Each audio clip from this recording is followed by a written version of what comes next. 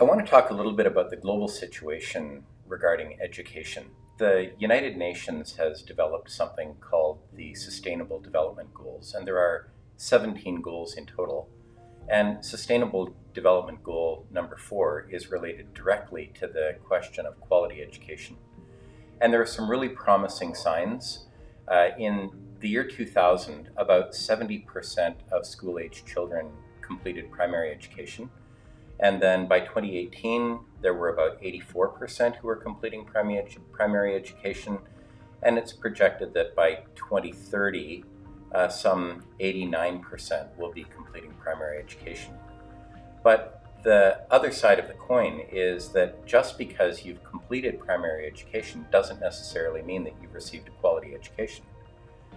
There are some 617 million children in the world who don't have basic numeracy or literacy skills, and 750 million adults who don't have adequate literacy, which means that there are more than 20% of people in the world who lack the basics of a quality education.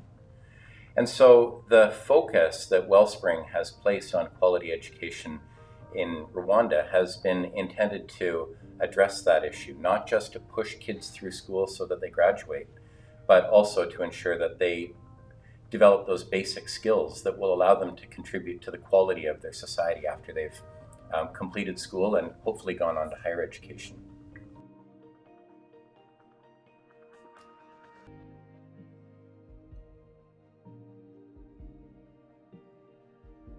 In the Rwandan context, global institutions like the World Bank have identified how high a priority quality education is. The World Bank has committed hundreds of millions of dollars for the construction of tens of thousands of classrooms and the recruitment of many, many more teachers. An issue in Rwanda is the problem of overcrowding. In the North American context, we may think of an overcrowded classroom as 30 students to one teacher, but it's not uncommon at all in Rwanda for one teacher to be managing 70 children at a time.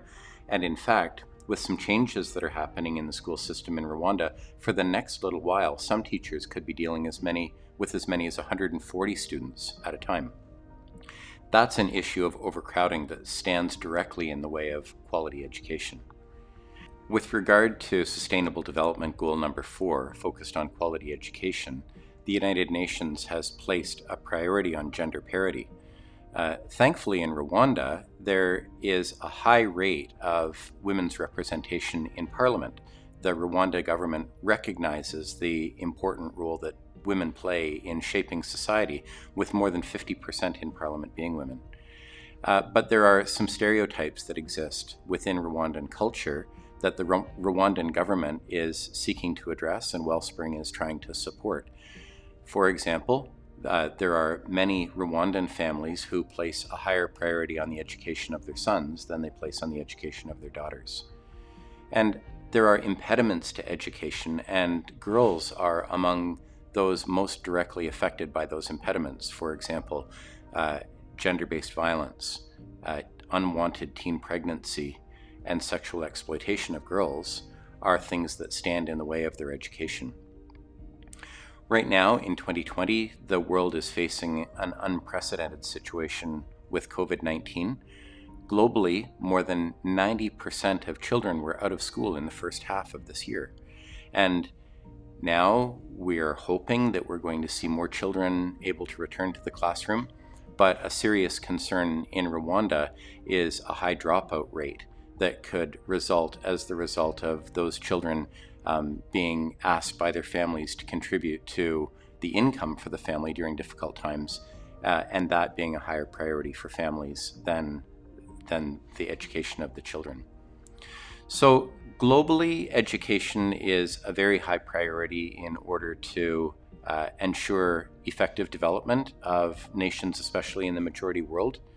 And education is not a standalone issue. As I said at the beginning, education is one of 17 Sustainable Development Goals, and all of these goals need to be addressed in order that one might support the other. For Wellspring, our priority is quality education in Rwanda and in Central and East Africa, And my hope is that as we continue to engage in this work, we'll see a decrease in dropout rate, an increase in quality education, a higher literacy and numeracy rate among children, and the capacity among more children in that part of the world to proceed to higher education.